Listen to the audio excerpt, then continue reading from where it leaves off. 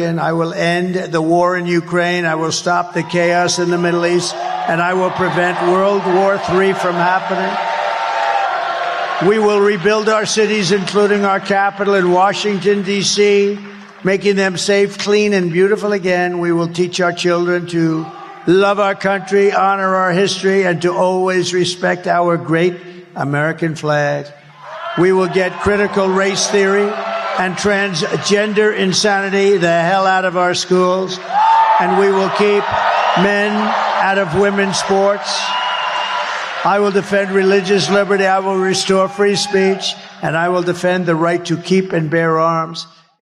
I'm talking with David Hogg, who's no stranger to this audience. He's a leader in the fight to end gun violence, the co-founder of March for Our Lives, and he now runs Leaders We Deserve, which is dedicated to electing young progressives across the country. It's good to see you again, David.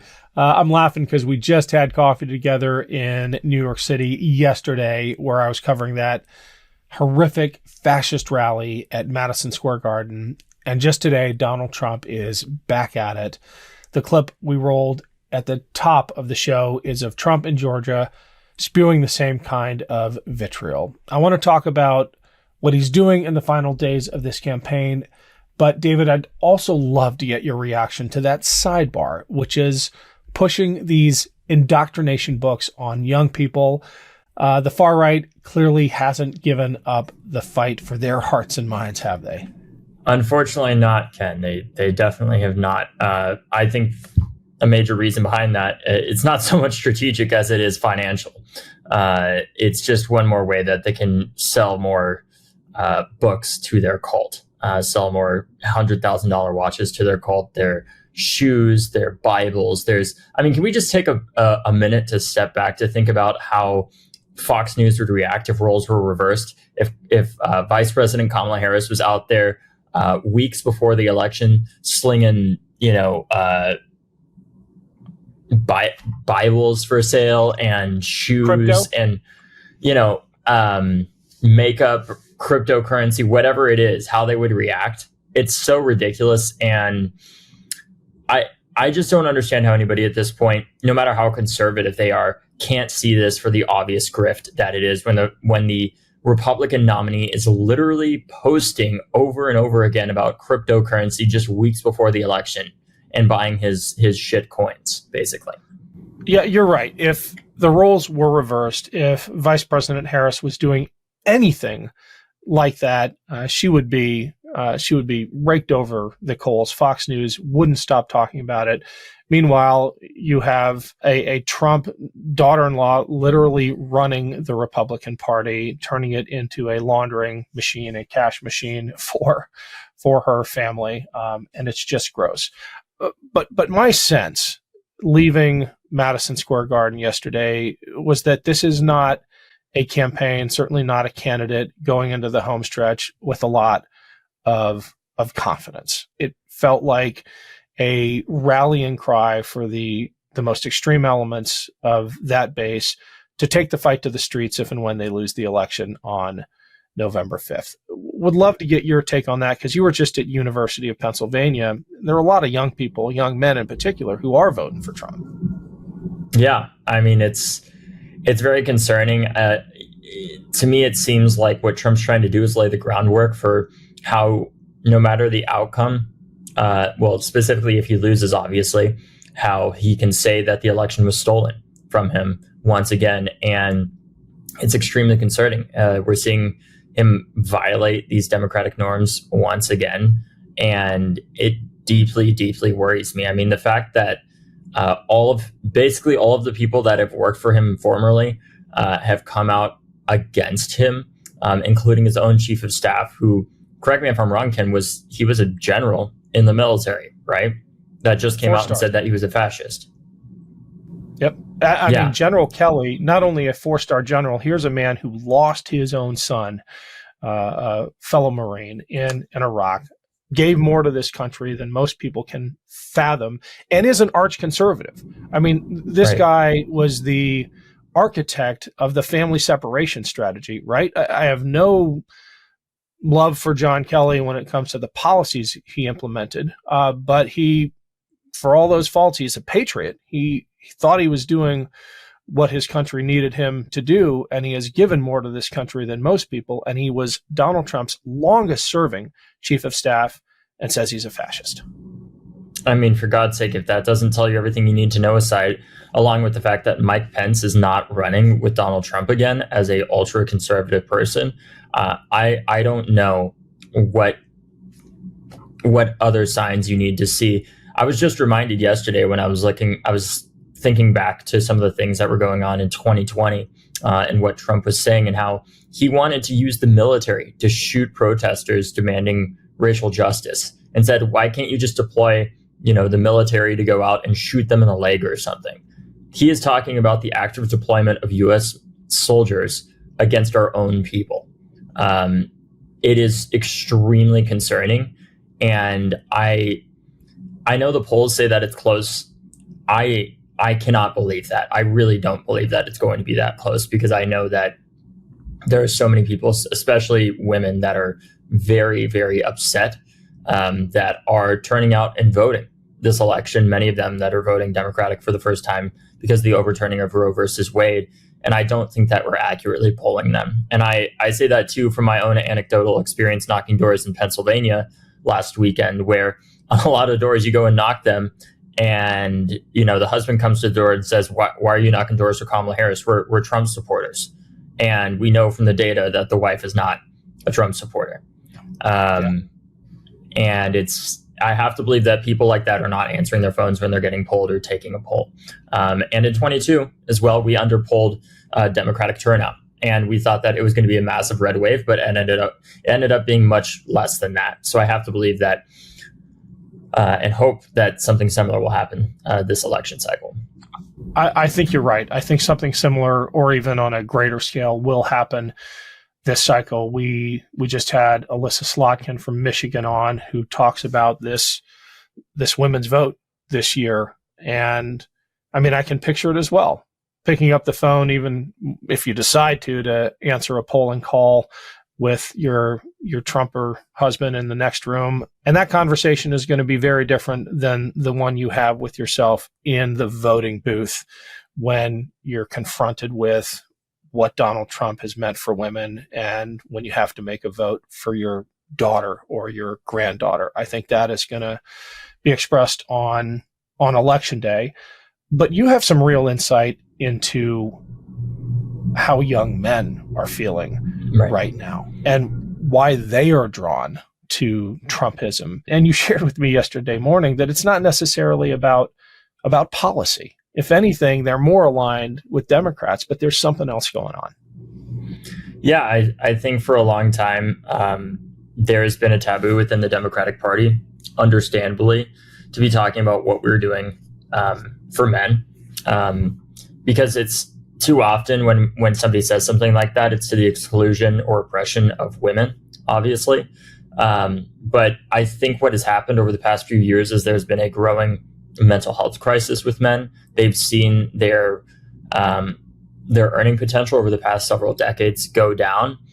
So there's a disconnect between culturally where men expect themselves to be and where they actually are economically and societally, as a result of many broader societal factors like our transition to a service-based economy from a super industrialized one. But I think more than anything, what has caused the recent divergence between Democrats and Republicans is, one, obviously there's still sexism, to state the obvious, even if it's not direct, where some men just are not going to vote for a woman, and they may think that it's not because she's a woman, it's because of X, Y, or Z other factors that ultimately, end up being, thinly veiled misogyny, essentially. But I think the broader factor that we talked about yesterday is that within the Democratic Party, in part as a result of the growth of the education gap between Democrats and Republicans, I think that there's a strong sense amongst people, especially men, who we know are getting educated less than women now. Before the passage of Title IX, for example, men got bachelor's degrees at a rate 15% higher than women. And now women are getting bachelor's degrees at a rate 15% higher than men. I think that there's been a growing gap between the two groups, especially within our own vernacular, that causes a certain sense of judgment that a lot of men have, where they, even if they do agree with things like racial equality, gender equality, ending gun violence, taxing the rich more, and fighting climate change, they would rather be part of a group like Donald Trump, who they don't fully agree with, but at least they know is not going to judge them simply, or feel like they have to walk on eggshells around constantly. It's Ken Harbaugh. Need to take a quick break here because I wanted to let you know that I have finally decided to take the plunge and figure out social media. The Ken Harbaugh Show is now up on TikTok and Instagram and Reels and Threads. I've got a great team pulling all this content together. Please check out the links in the show notes and follow the Ken Harbaugh Show pretty much everywhere. Thanks, as always, for the amazing support. None of this would be happening without you. And I think a lot of this is the product of social progressive activism done, in my opinion, the wrong way, where it's very elitist, for one, and it's also very condescending, I think is the word that I would use to describe it, where people really feel like they're assumed to be stupid or assumed to have the wrong intentions, even though that they just may not have the privilege of having the education that a lot of Democrats have had at this point. But I think the important thing is too, Ken, that young men, if they've lost that much faith where they're now going conservative, I do not think that they are actually going to vote. And the reason why I say that is because they've become conservative just as essentially kind of a middle finger to the system, I think, to say, screw you, it's not working for me, so I'm just not going to support this person anymore. But when they've lost that much faith in the system, I think it's much more likely than not that they're just not going to turn out and vote for somebody like Donald Trump. They just won't vote at all. Yeah, I think you're probably right. And that certainly hits home. We've both got Trump voters in our family, so I can relate to what you're talking about.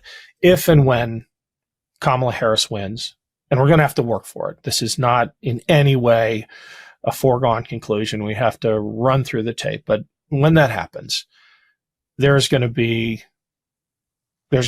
massive social rifts in our society, and I don't know how to begin the healing process. But you shared something with me yesterday morning about how slow you have to go. It's like, I think your phrase was melting an iceberg.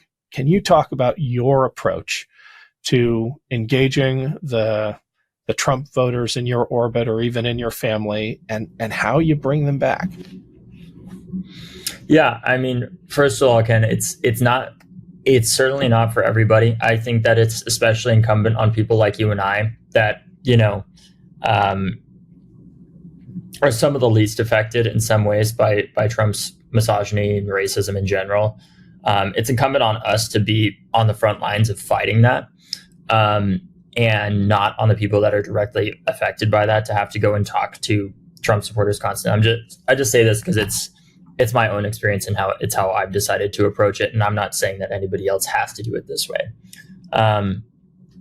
But for me, the way that I've thought about it is, I used to think back in the day after Parkland that I had to fully convince somebody of everything that I believed in, or else it was a total failure and worthless. And what I've learned in the time since talking to so many people who don't agree with me is that I don't need to fully convince somebody. A lot of the time, I just need to humanize myself, or humanize, the values that we have as liberals to the other side. And what that looks like is there's so much of an assumption that automatically that we're going to judge them, that we're going to hate them, that we're going to call them names and other things like that, even though it might very well be justified. For me, what I decided is it's not so much about what feels good or what I say being totally right, and making myself feel good in that way. It's about what will actually be productive in getting progress made on this, where I don't need to convince somebody else of, everything that I believe in. I just need them to stop. If I can get them to stop hating me or hating our ideas slightly less, that's still progress. Because a lot of the time, these people have such an assumption, conservatives have such an assumption that liberals just automatically hate them so much, and judge them, that if you approach them in a even half respectful way, the way that I've interacted with a lot of people who say terrible things to me on Twitter, where somebody will come to me and say, they'll call me some kind of expletive, and I say to them, look, I can respect that you don't agree with me, but I can't accept the fact that I know that you don't want school shootings or gun violence to continue either. Almost certainly you don't, I would hope. And act like there's nothing that we can agree on to make progress on this. And what I say to them is there anything that I could say to you that could remotely possibly change your mind? And when they say no, typically, I say, all right, well, I'm not going to bother trying to debate you on this then, because you've clearly made up your mind and nothing's going to change it. So why would I waste my time? Instead, why don't we focus on what we can agree on, which is the fact that, for example, 2/3 of gun deaths are suicides, and we need, you probably agree that we need more mental health funding for those to fight those gun deaths. And they say, yes, of course. And after every single one of those conversations that I've had, even if the person started out horribly with me, every single conversation that I've had like that, privately, online, and in person, they end up apologizing to me if they continue talking to me after they realize they're not going to get a rise out of me. And even though I've not fully convinced that person, I open the door to them to have the possibility of being able to change their mind. Because the way that our politics operates psychologically is we have in-groups and out-groups, right? You and I, Ken, we're in each other's in-group, and we see each other as part of being in that in-group. And the other side has their own version of that with each other, and they need to demonize us constantly so that they're able to justify why they have to be such assholes to other people over and over and over and over and over again. And when they actually interact for once with the out-group that has been demonized so much, and that out-group treats them with any basic level of respect at all, it's like pulling the string out of a sweater.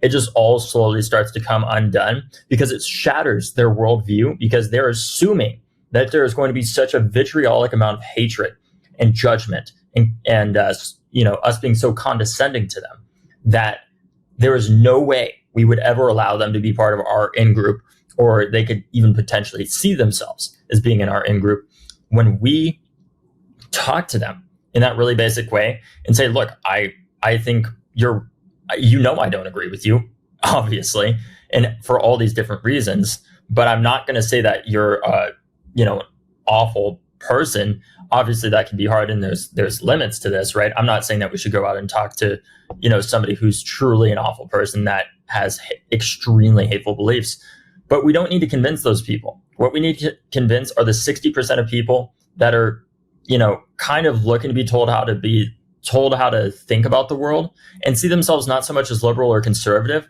but have found themselves more on the conservative side because they've just been told by Fox News and these other right-wing media machines over and over and over and over and over again how to think about the world, and saying that other side, they hate you, they demonize you, they disrespect you, they don't care about you. And when we show that we even have any basic amount of respect or care for them as a human being, even though we may very much disagree with them, it starts to open the possibility of changing their mind. Yeah. Well, as usual, David, I learn something from you every time we talk. Thank you so much for coming on. One thing before I let you go, can you share with the Meidas Mighty audience here your interaction with that steam fitter who recognized you from this channel? Yes. So I was out knocking doors in Pennsylvania this weekend, and there was a guy that I knocked on the door of who was part of Steam Fitters local union 420 in Philly, who I knocked on the door of, and he immediately recognized me from being on MeidasTouch. I'm not making that up. Just is super excited to be voting for Kamala, getting his entire family out to vote. His son's a veteran as well. He's, understands the importance of this election, and he recognized me from actually being on here. And you guys have an incredibly powerful network and great viewers, obviously. And just thank you for having me on, Ken. And as one last thing too that I wanted to say, Ken, like the people that you talked to yesterday at MSG at Madison Square Garden, those are not the people that I'm saying that we are ever going to convince, or that we even need to convince, because they are so entrenched in their own ways, and they also have their own profit-driven motives of staying in that mindset constantly. We are not going to change their minds, and that is okay. What we need to focus on are the people that don't have a financial incentive of not changing their mind over and over and over again are family members and other people that we interact with on a daily basis, and having the strength to be able to have those conversations with them and the emotional control not to just lose it on them, even though it might be very justified, because it's not so much about what feels good or what even is essentially super, you being morally righteous, which is obviously significant and important. It's more about how do we actually make progress on this? And the way that we're going to do that is giving the opportunity for people to realize that they can change their ways and be accepted. 100%. Thanksgiving is right after the election. That'll be a test for every single one of us. Thank you, as always, David. Absolutely. Thanks, Ken. Love this video? Make sure you stay up to date on the latest breaking news and all things Meidas by signing up to the MeidasTouch newsletter at MeidasTouch.com/newsletter.